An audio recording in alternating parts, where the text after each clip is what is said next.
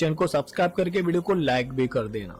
तो चलिए बिना किसी देरी की मूवी शुरू करते हैं। मूवी की स्टार्टिंग में कांस्टेबल मथुरा एक अंडर कंस्ट्रक्शन बिल्डिंग में कई सारे गुंडों के बीच में फंस जाता है।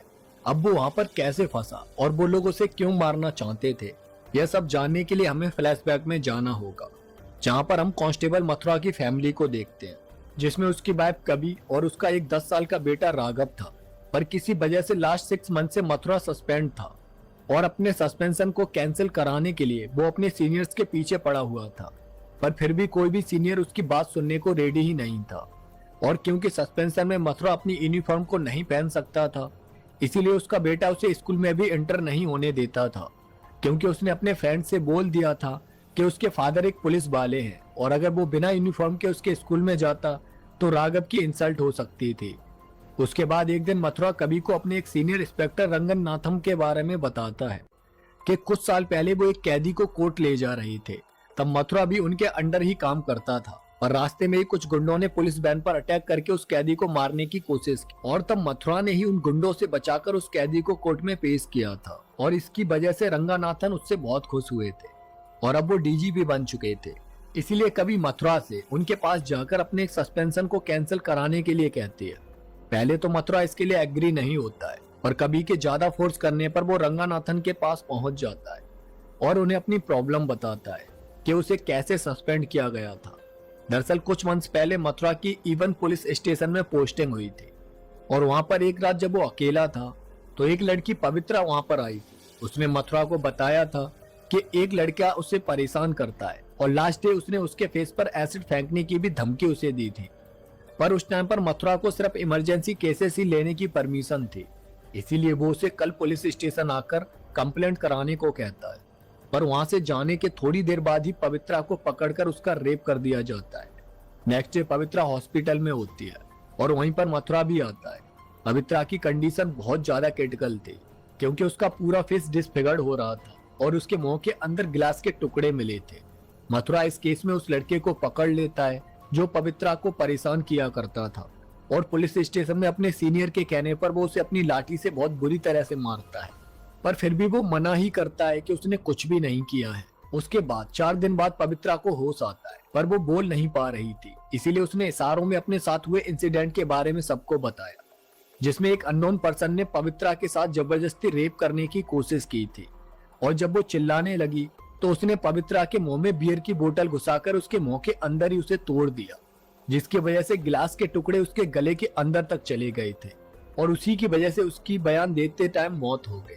पर मरने से पहले उसने बताया था कि उस अननोन पर्सन के पेट पर एक सी मार्क बना हुआ था और जिस लड़के को पुलिस स्टेशन में मथुरा ने मारा था उसने ह्यूमन राइट्स के कहने पर कंप्लेंट करके मथुरा को सस्पेंड करवा दिया था। अब ये सब जानने के बाद रंगनाथन डीआईजी कबीर को कॉल करके मथुरा के सस्पेंशन को कैंसिल करने के लिए कहते हैं। इससे मथुरा बहुत खुश होता है। उधर हम एक डॉन सूरा को देखते हैं जो हर किसी को बिना डर के मार देता था। साथ ही पुलिस और पॉलिटिशियन भी उससे बहुत डरते थे। नेक्स्ट डे राघव जब स्कूल में होता है तो काम के डर की वजह से उसे फिट्स आने लगते हैं और जल्दी से मथुरा को बुलाकर उसे हॉस्पिटल में लाया जाता है, जहाँ डॉक्टर मथुरा और कवि को बताते हैं कि राघव को एक प्रॉब्लम है कि उसे डर बहुत लगता है और उसी डर की वजह से उसे फिट्स आते हैं और फिट्स आने से उसे सांस लेने में भी प्रॉब्लम होने लगती है। इसीलिए डॉक्टर उसे इनहेलर हमेशा अपने साथ रखने के लिए कहते हैं और डे बाय डे मथुरा और कभी उसके डर को दूर करने के लिए उसे सेशंस देने लगते हैं। दूसरी तरफ सूरा मिनिस्टर से जाकर मिलता है और उनमें से एक मिनिस्टर की बेटी से अपने बेटे विराट की शादी की बात करता है, क्योंकि सूरा अपने बेटे विराट को राजनीति में लेकर आना चाहता था। तब मिनिस्टर सूरा से कहता है कि वो अपने बेटे विराट के सारे केसेस को क्लियर करा दे, क्योंकि उसके दामन पर कोई भी केसेस का दाग नहीं होना चाहिए। इसीलिए सूरा अपने लोगों को इकट्ठा करता है और विराट के द्वारा किए गए क्राइम्स के बारे में पूछता है, जिसमें उसने बहुत सारे लोगों को मारा था। और इसीलिए सूरा अपने लोगों से कहता है कि जितने भी केसेस विराट के नाम पर हैं, उनमें उसके लोग जाकर सरेंडर कर दें, जिससे विराट का नाम सारे केसेस से क्लीन हो जाए। उसके बाद रात को हम डीआईजी कबीर की बेटी रेखा को उसकी बेटी के साथ कार में देखते हैं, जहां पर विराट आकर रेखा की इज्जत लूटने की कोशिश करता है, पर वो कार की विंडो और गिलास बंद कर लेती है और तब विराट उसके सामने खड़ा होकर उसके सामने वाले गिलास पर टॉयलेट करके चला जाता है, जिससे रेखा को बहुत शर्मिंदगी महसूस होती है और ये सारी बात वो अपने फादर कबीर को आकर बताती है। और जब कबीर अपनी टीम के साथ वहां के सीसीटीवी फुटेजेस को चेक करता है तो उन्हें पता चलता है कि एक कांड सूरा के बेटे विराट ने किया है और इसीलिए कबीर के सीनियर उसे इस केस में पढ़ने से मना करते हैं, क्योंकि किसी में भी इतनी हिम्मत नहीं थी कि वो विराट और सूरा को छू भी सके। और इसीलिए बात रेखा को बहुत बुरी लगती है और वो कबीर को छोड़कर ऑस्ट्रेलिया चली जाती है। इसकी वजह से कबीर को बहुत इंसल्ट महसूस होती है और वो गुस्से में अपने हाथ में चोट लगा लेता है और अंदर ही अंदर घुटने लगता है। उसके बाद मथुरा अपनी ड्यूटी ज्वाइन कर लेता है और वहां आकर वो देखता है कि कई सारे लोग आकर सरेंडर कर रहे हैं। और जब इंस्पेक्टर एक कैदी से सच उगलवाने के लिए मथुरा से कहता है तो वो मना कर देता है कि अब तो वो कभी भी लाठी नहीं उठाएगा, वो बाकी सारे काम कर लेगा। उधर डीआईजी कबीर रिटायर्ड हो चुके होते हैं, इसीलिए वो अपनी बेटी के पास ऑस्ट्रेलिया जा रहे होते हैं। पर उससे पहले वो एक क्लब में आते हैं जहाँ पर वो विराट को देखते हैं और उसे देखते ही उन्हें अपनी बेटी की बातें याद आने लगती हैं। इसीलिए वो विराट को वहां से उठाकर एक पुरानी बिल्डिंग में लेकर आते हैं और उसके हाथ पैर बांधकर लिटा देते हैं। साथ ही उसके फेस पर एक पॉलीथीन बांध देते हैं ताकि वो कुछ भी देख नहीं पाए। अब क्योंकि उनके हाथ में चोट लगी हुई थी, इसीलिए वो मथुरा को विराट को मारने के लिए बुलाते हैं। मथुरा ये करना तो नहीं चाहता था, पर कबीर का उस पर बहुत एहसान था, इसीलिए वो अपनी लाठी से बुरी तरह से विराट को मारता है और नेक्स्ट डे उसे एक गार्बेज एरिया में नंगा करके फेंक देता है। जब उसे होश आता है तो विराट को हॉस्पिटल में एडमिट किया जाता है, जहां वो सूरा को बताता है कि उसने इस पॉलीथीन के एक छोटे से होल से उसे मारने वाले का फेस देख लिया था, इसीलिए वो ये पॉलीथीन तब तक नहीं हटाएगा जब तक कि वो उसे ढूंढ नहीं लेगा। साथ ही विराट मथुरा की रिंगटोन के बारे में सबको बताता है, क्योंकि उस टाइम उसने मथुरा के फोन की रिंगटोन सुनी थी। इसीलिए सूरा अपने लोगों को उस रिंगटोन के बारे में बताता है और सारे पुलिस स्टेशन जाकर ये पता करने के लिए कहता है कि रिंगटोन किस पुलिस वाले के फोन में लगी हुई है।